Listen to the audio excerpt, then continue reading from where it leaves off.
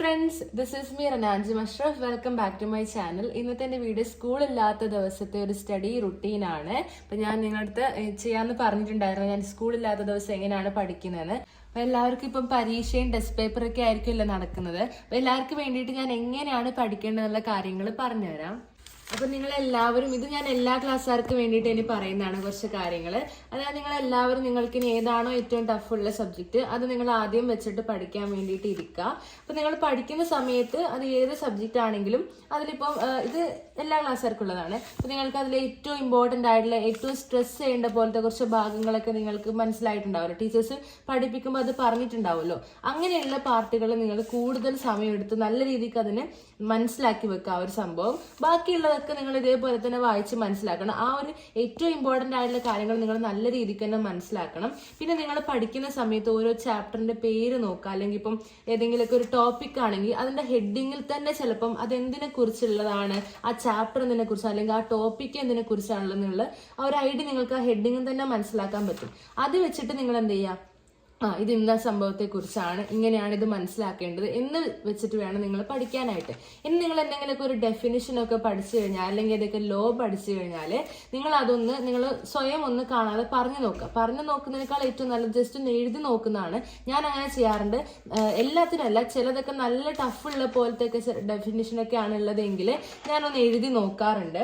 അപ്പൊ നിങ്ങൾ അങ്ങനെ ചെയ്ത് നോക്കുക. പിന്നെ ഒരു കാര്യം, ഇംഗ്ലീഷൊക്കെ പഠിക്കുന്നവരാ, ഇംഗ്ലീഷ് എൻ്റെ അടുത്ത് കുറെ പേര് ചോദിക്കാറുണ്ട്, ഇംഗ്ലീഷ് ഭയങ്കര ടഫാണ്, ഇംഗ്ലീഷ് എങ്ങനെയാണ്, ഇംഗ്ലീഷ് അറിയാത്തവരൊക്കെ ഇംഗ്ലീഷ് ബൈഹാർട്ട് ചെയ്യേണ്ടതാണോ എന്നൊക്കെ ചോദിക്കാറുണ്ട്. അപ്പൊ ഇംഗ്ലീഷ് അറിയാത്തവർ ഇംഗ്ലീഷ് ബൈഹാർട്ട് ചെയ്യേണ്ടതല്ല.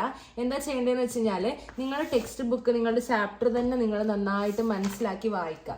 അതിനുശേഷം നിങ്ങൾ എന്താ ചെയ്യേണ്ടതെന്ന് വെച്ച് കഴിഞ്ഞാല് നിങ്ങൾ ആ വായിച്ച സംഭവം നിങ്ങൾക്ക് അതിൽ നിന്ന് ആ ചാപ്റ്ററിൽ നിന്ന് മനസ്സിലായ കാര്യം എന്താണോ അത് നിങ്ങൾ ജസ്റ്റ് ഒന്ന് നിങ്ങളുടെ വാക്കിൽ തന്നെ നിങ്ങൾ എഴുതുക. അത് നിങ്ങൾ ഈസ് വാസ് ഗ്രാമർ ഒന്നും നിങ്ങൾ മൈൻഡ് ചെയ്യേണ്ട, നിങ്ങൾക്ക് അറിയുന്ന പോലെ നിങ്ങൾ എഴുതുക. അങ്ങനെ എഴുതിയിട്ടാണ് നമുക്ക് പ്രാക്ടീസ് ആകുന്നത്. കാര്യം പറഞ്ഞുതരാം. നിങ്ങൾ സാറ്റർഡേസിലൊക്കെ നിങ്ങൾക്ക് അത്യാവശ്യം നിങ്ങൾ മാക്സിമം പഠിക്കാൻ വേണ്ടി ശ്രമിക്കണം. എന്തായാലും നിങ്ങളിപ്പോൾ അന്നന്ന് എടുക്കുന്ന, ഇപ്പോൾ നിങ്ങൾ 10th ആണെങ്കിലും ഏത് ക്ലാസ് ആണെങ്കിലും അന്നന്ന് എടുക്കുന്ന നിങ്ങൾക്ക് അത് പഠിച്ചു പോകാനോ അല്ലെങ്കിൽ വായിച്ചു പോകാനോ ടൈം കിട്ടുന്നില്ലെങ്കിൽ നിങ്ങൾ സാറ്റർഡേ സൺഡേസിൽ എന്തായാലും അത് പഠിക്കാൻ വേണ്ടി ശ്രമിക്കണം. ഇനിയിപ്പോൾ നിങ്ങൾ +1 എത്തിയ ആളുകളാണെങ്കിൽ എനിക്ക് നിങ്ങളോട് മെയിനായിട്ട് പറയാനുള്ളത്, ഇമ്പോർട്ടൻ്റ് ആയിട്ടുള്ളത് ഏതൊക്കെയാ അത് പഠിക്കുക. അങ്ങനെ ഒരു ചിന്ത നിങ്ങൾ ഇനി മാറ്റണം. അതിനി 10th വരെ നിങ്ങൾ അങ്ങനെയാണ് ചെയ്തതെങ്കിൽ +1 +2 അങ്ങനെ ചെയ്യരുത്. നിങ്ങൾ ടീച്ചേഴ്സ് പഠിപ്പിക്കുന്നത് എന്താണോ അതൊക്കെ നിങ്ങൾ പഠിച്ചിട്ടുണ്ടാകണം. അതിലൊരു ഇമ്പോർട്ടൻ്റ് ഇനി അങ്ങനെ വേറെ ഉണ്ടാവത്തില്ല. അങ്ങനെ പഠിച്ചാലേ നിങ്ങൾക്ക് ഫ്യൂച്ചറിലും അത് യൂസ്ഫുൾ ആകത്തുള്ളൂ. അപ്പോൾ ടീച്ചേഴ്സ് പഠിപ്പിക്കുന്ന സമയത്ത് ഇത് എല്ലാ ക്ലാസ്സുകാരും ചെയ്യേണ്ട ഒരു കാര്യമാണ്, ശ്രദ്ധിക്കേണ്ട കാര്യമാണ്. അതായത് നിങ്ങൾക്ക് ടീച്ചർ പഠിപ്പിക്കുന്നത് നിങ്ങൾ കറക്റ്റ് ശ്രദ്ധിക്കുക. ക്ലാസ് എടുക്കുന്ന ടൈമിൽ നിങ്ങൾ നിങ്ങളുടെ ഫ്രണ്ട്സിനോട് സംസാരിക്കാനും വേറെ കാര്യങ്ങളിൽ ഏർപ്പെടാനും പോകരുത്. ഇപ്പം ഞാനാണെങ്കിലും അറിയാതെ ചില ടൈമിൽ പോകാറുണ്ട്, പക്ഷെ എന്നാലും നിങ്ങൾ മാറ്റണം അത്. എന്നിട്ട് ടീച്ചറിന്റെ ക്ലാസ് നന്നായിട്ട് ശ്രദ്ധിക്കണം. പിന്നെ ഒരു കാര്യം, ടീച്ചർ എന്തെങ്കിലുമൊക്കെ പഠിപ്പിക്കുമ്പോൾ നിങ്ങൾക്ക് എന്തെങ്കിലുമൊക്കെ എക്സ്ട്രാ പോലെ ആയിട്ടൊക്കെ പറഞ്ഞു തരുവാണെങ്കിൽ അത് നിങ്ങൾ മലയാളത്തിൽ നിങ്ങളുടെ നോട്ടിന്റെ സൈഡിൽ എഴുതി വെക്കണം. ഞാനിപ്പം മാത്സിൽ ടീച്ചർ എന്തെങ്കിലും ട്രിക്കോ അല്ലെങ്കിൽ എന്തെങ്കിലുമൊക്കെ എളുപ്പ വഴിയൊക്കെ പറയുന്നുണ്ടെങ്കിൽ ഞാൻ അപ്പോൾ തന്നെ അത് അവിടെ എഴുതി വെക്കാറുണ്ട്. അങ്ങനെ ചെയ്താലുള്ള ഗുണം എന്താണെന്ന് വെച്ച് കഴിഞ്ഞാൽ നിങ്ങൾ പിന്നീട് അത് പഠിക്കുന്ന സമയത്ത് നിങ്ങൾക്ക് ക്ലാസ്സിൽ എടുത്തൊന്നും ചിലപ്പോൾ ഓർമ്മ ഉണ്ടാവത്തില്ല. പക്ഷെ നിങ്ങൾക്ക് ആ പഠിക്കുന്നത് അവിടെ എഴുതി വെച്ചിട്ടുള്ളതുകൊണ്ട് നിങ്ങൾക്ക് അത് നോക്കി പഠിക്കാൻ പറ്റും. ഇനി അതിൽ നിങ്ങൾ സംശയമുള്ള ടൈമിൽ നിങ്ങൾ യൂട്യൂബിൽ ക്ലാസ്സുകൾ എടുത്ത് കാണുന്നുണ്ടെങ്കിൽ അപ്പോഴും നിങ്ങൾ ഇതേപോലെ മലയാളത്തിൽ ഒരു ചെറിയ നോട്ടിലൊക്കെ എഴുതി വെച്ച് കഴിഞ്ഞാൽ പിന്നീട് വീണ്ടും നിങ്ങൾക്ക് ക്ലാസ് നോക്കേണ്ടി വരുമോ അല്ലെങ്കിൽ സംശയം വരുത്തോ ഇല്ല, നിങ്ങൾക്ക് ആ ഒരു സംഭവം വെച്ച് പഠിക്കാവുന്നതാണ്. പിന്നെ അതുപോലെ തന്നെ എന്നും നിങ്ങൾക്ക് അന്നന്ന് വന്നിട്ട് പഠിപ്പിച്ച നിങ്ങൾക്ക് അന്ന് തന്നെ പഠിക്കാൻ പറ്റുന്നില്ലെങ്കിലും അന്ന് വന്ന ഉടനെ തന്നെ നിങ്ങൾക്ക് ടീച്ചർ പഠിപ്പിച്ച നോട്ട്സ്, എല്ലാ സബ്ജക്റ്റിന്റെ നോട്ട്സ് ഉണ്ടാവുമല്ലോ, അത് നിങ്ങൾക്ക് വായിക്കാനെങ്കിലും നിങ്ങൾ ശ്രമിക്കുക. അപ്പൊ എന്തായാലും എനിക്ക് ഈ വീക്കിൽ അത്യാവശ്യം നെക്സ്റ്റ് വീക്കിൽ കുറെ ടെസ്റ്റ് പേപ്പർ ഒക്കെ പറഞ്ഞിട്ടുണ്ട്. അതുകൊണ്ട് ഞാൻ അത്യാവശ്യം പഠിക്കാൻ വേണ്ടിയിട്ട് തന്നെ ഇന്ന് ഞാൻ കൊടുത്തിട്ടുണ്ട്. ഞാൻ കാര്യങ്ങളൊക്കെ എഴുതി വെച്ചിട്ടുണ്ട് ഓൾറെഡി ഇന്നലെ തന്നെ. അപ്പൊ ഞാൻ എന്താണ് ഇന്ന് ഫസ്റ്റ് ഞാൻ കെമിസ്ട്രി ആണ് എടുത്തിട്ടുള്ളത്. എനിക്ക് കെമിസ്ട്രിയിൽ 2 ടീച്ചേഴ്സ് ആയിട്ടാണ് എടുക്കുന്നത്. അപ്പൊ അതുകൊണ്ട് തന്നെ എനിക്ക് 2 ചാപ്റ്റർ ടെസ്റ്റ് പേപ്പർ ഉണ്ട്. ഒന്ന് ഇലക്ട്രോ കെമിസ്ട്രിയും ഒന്ന് സൊല്യൂഷൻസും. കഴിഞ്ഞ ആഴ്ച പറഞ്ഞതായിരുന്നു. അപ്പൊ ഞാൻ ഇന്ന് പഠിക്കാൻ ഉദ്ദേശിക്കുന്നത് ഇലക്ട്രോ കെമിസ്ട്രി ആണ്. ഇത് അത്യാവശ്യം ടഫുള്ള ചാപ്റ്റർ ആണ്. ഇതെന്താ ഇവിടെ, അപ്പൊ അതുകൊണ്ട് അത്യാവശ്യം ടൈം എടുക്കും. അതുകൊണ്ട് ഞാൻ ഇതും പിന്നെ ഫിസിക്സിൽ കുറച്ചാണ് പഠിക്കാൻ വേണ്ടി ഇന്ന് കൊടുത്തിട്ടുള്ളത്. എന്തായാലും മാക്സിമം തീർക്കണം. അപ്പൊ ഇന്ന് ഇതിങ്ങനെ തുടങ്ങിയിട്ട് ഇതൊക്കെ പഠിക്കാനുണ്ട്. കാരണം ടീച്ചർ ഫുൾ ചാപ്റ്റർ തീർത്തിട്ടൊന്നുമില്ല, പക്ഷെ എന്നാലും ടീച്ചർ എടുത്ത വരെയാണ് ടെസ്റ്റ് പേപ്പർ പറഞ്ഞിട്ടുള്ളത്. ഈ ക്വസ്റ്റ്യൻസ് ഒക്കെ എന്തായാലും പഠിക്കണം എന്ന് പറഞ്ഞിട്ടുണ്ട്. അപ്പൊ നിങ്ങൾ ഇന്നലത്തെ വീഡിയോ കണ്ടവരാണെങ്കിൽ ഞാൻ ഈ ഒരു ടൈം ടേബിൾ തയ്യാറാക്കിയിട്ടുണ്ടായിരുന്നു. അതിനുശേഷം ഞാൻ സബ്ജക്ട് വൈസ് ഞാൻ ഇന്ന് ചെയ്യുന്ന കാര്യങ്ങളൊക്കെയാണ് ജസ്റ്റ് കൊടുത്തിട്ടേ ഉള്ളൂ. ഹിന്ദി പഠിക്കാനുണ്ട്, ഫിസിക്സ് സാറ്റർഡേ, അങ്ങനെ ഏതൊക്കെയാണെന്ന് ജസ്റ്റ് കൊടുത്തിട്ടുണ്ട്. നിങ്ങളും ഇങ്ങനെ പഠിക്കുന്നതിന് മുമ്പ് ഇത് എക്സാം ആയതുകൊണ്ട് ഞാനിപ്പോൾ അങ്ങനെ എഴുതി വെച്ചിട്ട് പഠിക്കുന്നതാണ്. അപ്പൊ അതുകൊണ്ട് നിങ്ങൾക്കും ഇതുപോലെ പഠിക്കുന്നതിന് മുമ്പ് ഏതൊക്കെയാണോ എക്സാം ഉള്ളത് അല്ലെ ഏതൊക്കെയാണോ ഇമ്പോർട്ടന്റ് ആയി പഠിക്കാനുള്ളത് അത് നിങ്ങൾ എഴുതി വെച്ച് തുടങ്ങുക.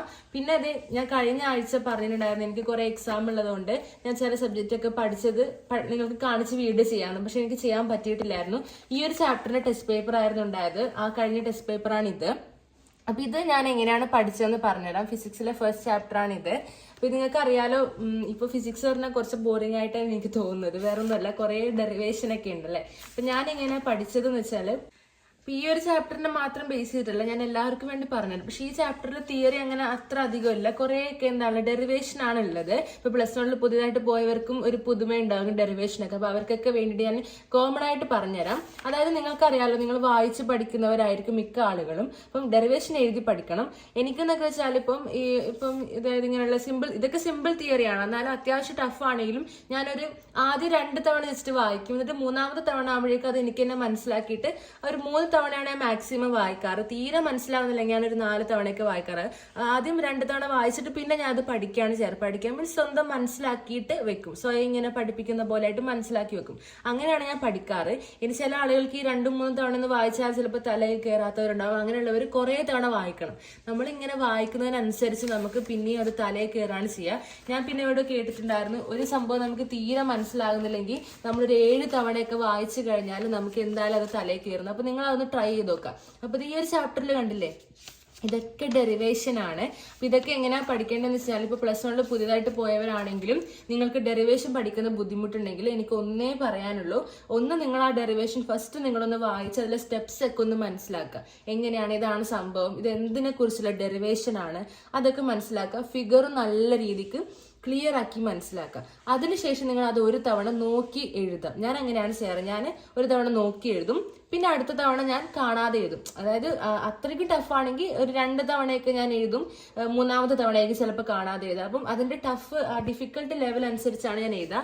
പക്ഷെ 2-3 തവണയാണ് ഞാൻ എഴുതാറ്. അപ്പൊ നിങ്ങൾക്ക് 2-3 തവണ എഴുതിയിട്ട് തലയിൽ കയറുന്നില്ലെങ്കിൽ നിങ്ങൾ കുറച്ച് അധികം തവണ തന്നെ എഴുതിക്കോളൂ. കാരണം ഇത് നമ്മൾ ഒരു എക്സാമിന് വേണ്ടി മാത്രമല്ല, ഇപ്പൊ നമ്മൾ ഓൺ എക്സാമിന് വേണ്ടി പഠിച്ചാൽ ഇത് ഫൈനൽ എക്സാമിന് വരെ നമുക്ക് ഓർമ്മയിൽ ഉണ്ടാകണം. അപ്പൊ അതുകൊണ്ട് മാക്സിമം തലയിൽ കയറുന്ന തരത്തിൽ അത്രയും തവണ നിങ്ങൾ ഡെറിവേഷൻ, ഇപ്പം വലിയ ക്ലാസ്സുകാർക്ക് അല്ലെങ്കിൽ നിങ്ങൾക്ക് വേറെ എന്തെങ്കിലും മാത്സ് പ്രോബ്ലംസ് ആണെങ്കിലും ഇതേ കേസ് തന്നെയാണ് വരുന്നത്. ഒരു തവണ ചിലപ്പോൾ നിങ്ങൾക്ക് ഒരു പ്രോബ്ലം എഴുതി കഴിഞ്ഞാൽ അപ്പം നിങ്ങൾക്ക് ഓർമ്മയുണ്ടാവും. പിന്നെ നിങ്ങൾക്ക് ആ സ്റ്റെപ്സ് ഒന്നും ചിലപ്പോൾ അതുപോലെ ഓർമ്മയുണ്ടാവണമെന്നില്ല എക്സാമിന്റെ ടൈം ആകുമ്പോൾ. അപ്പം അതുകൊണ്ട് നിങ്ങൾക്ക് എത്ര തവണ എഴുതിയാലാണോ അത് മനസ്സിലാവുന്നത് അത്രയും തവണ നിങ്ങൾ എഴുതി പഠിക്കണം. പിന്നെ അത് എൻ്റെ അടുത്ത് ചിലർ ചോദിച്ചിട്ടുണ്ടായിരുന്നു എൻ്റെ കാൽക്കുലേറ്റർ ഏതാണെന്ന്. ഇതാണ് +1 ഉള്ളവർക്ക് കാൽക്കുലേറ്റർ വേണം. അപ്പം ഇതാണ് ഞാൻ വാങ്ങിച്ചത്. ഇതാണ് ഏറ്റവും കോമൺ ആയിട്ട് എല്ലാവരും വാങ്ങിക്കുന്ന കാൽക്കുലേറ്റർ. അപ്പൊ ഇതൊക്കെയാണ് എൻ്റെ ഇന്നത്തെ വീഡിയോ. നിങ്ങൾക്ക് ഈ ടിപ്സ് ഒക്കെ ഇഷ്ടമായ ലൈക്ക് ചെയ്യുക, ഷെയർ ചെയ്യുക, സബ്സ്ക്രൈബ് ചെയ്യുക. ഇങ്ങനത്തെ വീഡിയോസ് വേണമെന്നുള്ളത് കമന്റിൽ അറിയിക്കുക. ബൈ.